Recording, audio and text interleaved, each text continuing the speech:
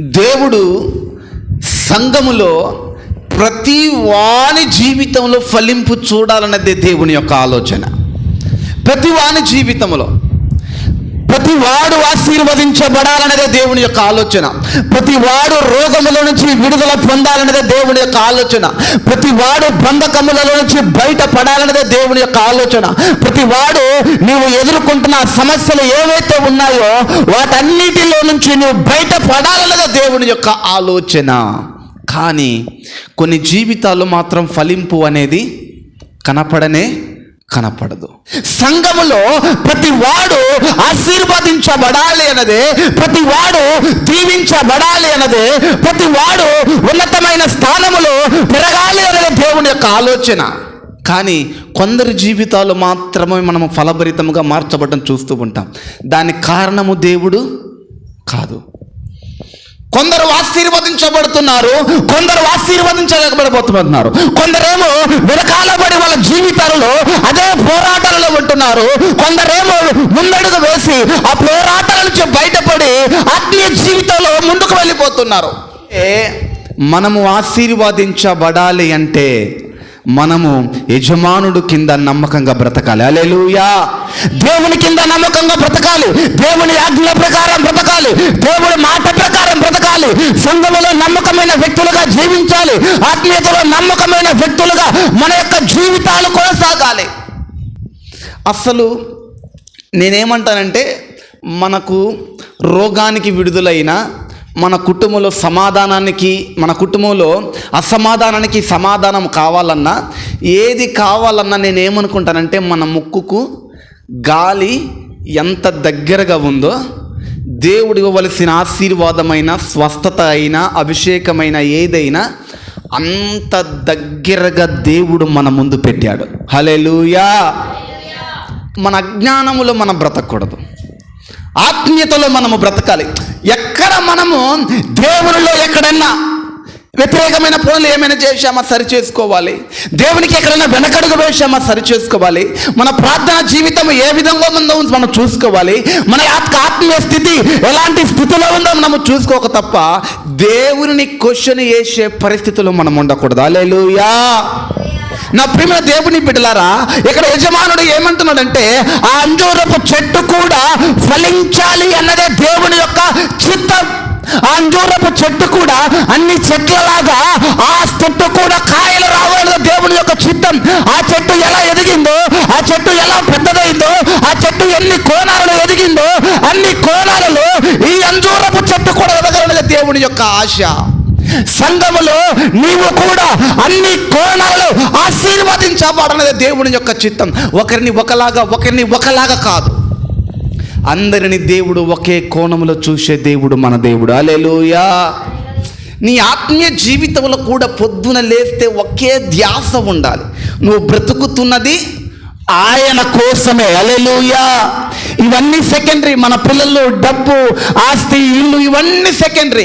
కానీ పొద్దున లేస్తే నీ ఆలోచనలో, నీ మైండ్లో, నీ హృదయంలో ఏది కదలాలంటే దేవుని కొరకు బ్రతకాలి, దేవుని కొరకు నిలబడాలి, ప్రార్థన జీవితం కలిగి ఉండాలి, ఆత్మీయతలో ఎదగాలి, ప్రార్థన జీవితంలో ఎదగాలి, సంఘములో నమ్మకంగా ఉండాలి, ఆదివారం రాగానే మందిరంలో కనపడాలి, దేవుని సహవాసంలో నిలబడాలి, బలిపీఠము ఎదుట కనపడాలని ఆశ, నమ్మకత్వం, ఇదే ఆలోచనతో బ్రతకాలి.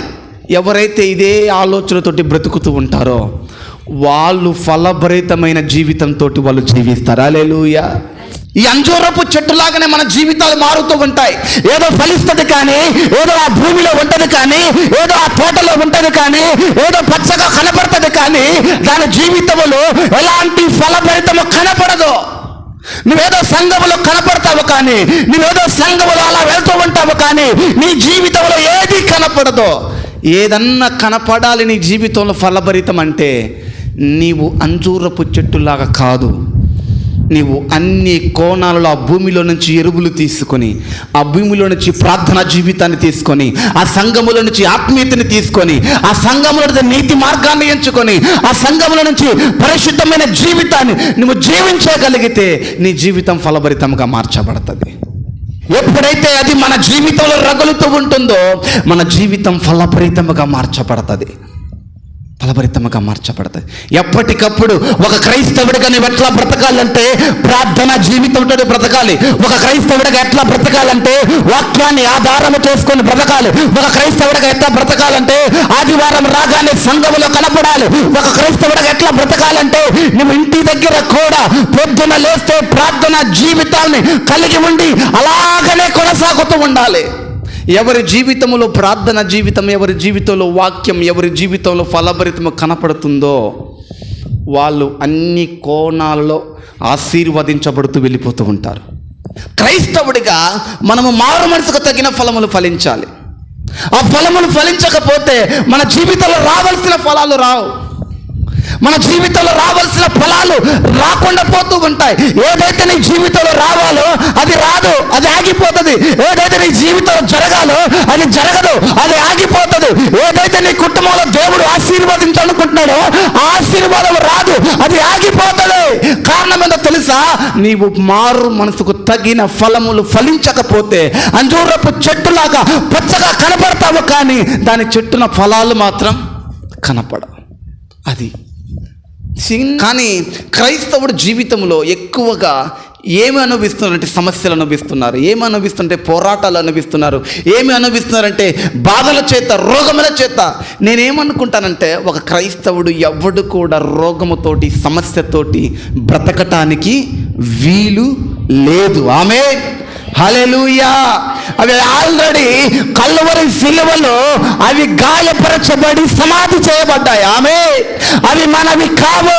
మనవి ఏదంటే మనము ఫలభరితమైన జీవితాన్ని మాత్రమే జీవించాలి. మనం ఆశీర్వాదకరమైన జీవితాన్ని మాత్రమే మనము జీవించాలి. మనము పోరాటాల మధ్యలో బ్రతకడానికి వీలు లేదు. మనము సమస్యల మధ్యలో బ్రతకడానికి వీలు లేదు. ఇవన్నీ ఎప్పుడు వస్తాయంటే క్రైస్తవుడిగా ప్రతిరోజు ప్రార్థన జీవితాన్ని మనము కలిగి ఉండాలి. దేవుని మీదనే మన ఆశ ఉండాలి. ఆయన వైపు మీద మనం ఆధారపడాలి. ఆయన ముఖము వైపు చూడాలి.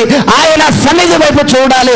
అలా చూసుకుంటూ ఆయన వైపు చూస్తూ ఉంటే దేవుడు ఫలభరితమైన జీవితాన్ని మనకు అనుగ్రహిస్తాడు. వేరే జీవితాన్ని జీవించడానికి మనం రాలేదు. మనము క్రీస్తులో బ్రతకటానికి వచ్చాం. హల్లెలూయా. లోకాన్ని విడిచిపెట్టి, పాపాన్ని విడిచిపెట్టి, చీకటిని విడిచిపెట్టి మనము దేనికి ఇక్కడికి వచ్చామయ్యా అంటే క్రీస్తులో బ్రతకడానికి మనం వచ్చాం. క్రీస్తులో బ్రతుకుతూ అక్కడ అడుగు వేసి మనం బ్రతకూడదు. మనము దేవునిలోనే నమ్మకమైన వ్యక్తులుగా బ్రతికితే ఆయన మన జీవితంలో ఫలభరితమైన జీవితాన్ని మనకి ఇస్తాడు. హల్లెలూయా. ఎప్పుడైతే మన జీవితంలో నువ్వు నమ్మకమైన జీవితాన్ని బ్రతకటం ప్రారంభిస్తావో ఆటోమేటిక్గా ఫలాలు రావటం స్టార్ట్ అవుతాయి. దేవుడు నీకు అలాంటి జీవితాన్ని అనుగ్రహిస్తాడు. భక్తిహీనంగా బ్రతికితే నీవు సంపాదించింది నీ దగ్గర నిలబడదు. లోకములో బ్రతికితే నీవు సంపాదించింది నీ దగ్గర నిలబడదు. లోకానుసారమైన జీవితాన్ని జీవిస్తే నీవు ఎంత ప్రయాసపడినా నీకు కనపడేది మాత్రం ప్రయాసే. నీకు కనపడేది మాత్రం కష్టమే. నీకు కనపడేది మాత్రం అదే వేదనే. కానీ నీవు సంపాదించింది పోయేసోటికి పోతూనే ఉంటుంది. అందుకనే నీ జీవన విధానంలో నీవు భక్తిహీనతలో బ్రతకకూడదు, భక్తిలోనే బ్రతకాలి. హల్లెలూయా. ఎప్పుడైతే నువ్వు దేవునిలో నీతిగా, నిజాయితీగా, నమ్మకంగా బ్రతుకుతావో నమ్మకమైన వాడికి మెండైన దీవెనలు ఆయన చేస్తాడంతే, ఆయన ఇచ్చేస్తాడంతే. ఆ కోణంలో నువ్వు బ్రతకాలి, ఆ విధానంలో నువ్వు బ్రతకాలి. ఎన్నిసార్లు వాక్యాలు విన్నా ఆ వాక్యాలకు వ్యతిరేకంగానే మనం బ్రతకూడదు. ఎన్నిసార్లు వాక్యాలు విన్నా ఆ వాక్యాలు పక్కన పెట్టి మనం బ్రతకూడదు.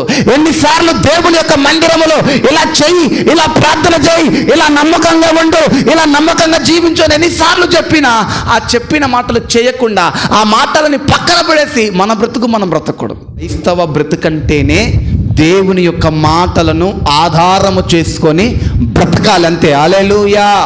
దేవుని యొక్క మాటను ఆధారము చేసుకొని బ్రతకాలి. పరిశుద్ధతను ఆధారము చేసుకొని బ్రతకాలి. నీతిని ఆధారము చేసుకొని బ్రతకాలి. సంఘాన్ని ఆధారము చేసుకొని బ్రతకాలి. సంఘాన్ని నమ్మకముగా బ్రతకాలి. సంఘములో నీతిగా బ్రతకాలి, నిజాయితీగా బ్రతకాలి. క్రైస్తవ బ్రతుకంటే కొంచెమన్న రోషము కలిగి మనం బ్రతకాలి. అదే క్రైస్తవ బ్రతుకంటే. నామకార్థంగా మనం బ్రతకూడదు. ఎన్నిసార్లు అనేకమైన అద్భుతాలు చేసినా, ఎన్నిసార్లు ఎర్ర సముద్రాన్ని చీల్చినా, ఎన్నిసార్లు మన్నాను కురిపించినా కానీ, అనేకమైన అద్భుతాలు చేసినా కానీ మరలా ఇశ్రాయేలు ప్రజలు ఏం చేశారు? ఒక దూడను తయారు చేసుకొని వాళ్ళ కమ్మలతోటి గంగారముతోటి తయారు చేసుకొని ఐగుప్తులో నుంచి మమ్మల్ని విడిపించిన దేవుడు ఈ దూడే అని మొక్కారు. ఎవరు? ఇశ్రాయేలు ప్రజలు. నడిపించింది ఎవరు? దేవుడు. కళ్ళ ఎదుట అనేకమైన చిన్న కాలువగా జీల్చబడిందాడ. ఈ ఇశ్రాయేలు ప్రజల ముందు ఒక ఎర్ర సముద్రాన్ని చీల్చి అదే నీళ్లను ఒక గోడలాగా నిలబెడితే, అదే సముద్రంలో వాళ్ళు నడిచి వెళితే, అదే సముద్రంలో ఫరో సైన్యాన్ని కుప్పకూలిస్తే మరలా అక్కడికి వచ్చి ఏమన్నారంటే, వాళ్ళ కమ్మలు వాళ్ళ అన్ని బంగారము తీసుకొని ఒక దూడను తయారు చేసి మమ్మల్ని ఐగుప్తులో నుంచి నడిపించిన దేవుడు ఈ దూడే అని మొక్కారు. ఏదైతే వాళ్ళ జీవితంలో పాలు తేనెలు ప్రవహించు దేశము రావాలో వాళ్ళ జీవితంలోనికి రాలేదు. దానికి కారణం ఏంటో తెలుసా?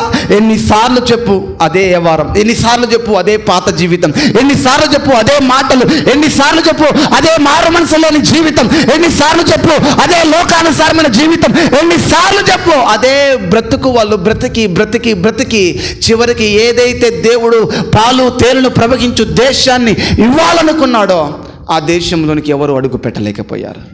మధ్యలోనే ఆకులు రాలినట్టు వాళ్ళు రాలిపోయారు. అడుగులు పడాలి తప్ప లోకములోనికి మన అడుగులు పడకూడదు. లోక ఆశలలోనికి మన అడుగులు పడకూడదు. హల్లెలూయా. సంఘములో అడుగు పెట్టిన ప్రతి వాని జీవితములో దేవుడు ఫలాలు చూడాలనుకుంటున్నాడు. సంఘములో అడుగు పెట్టిన ప్రతి వాని జీవితములో దేవుడు ఫలభరితమైన జీవితాన్ని చూడాలనుకుంటున్నాడు.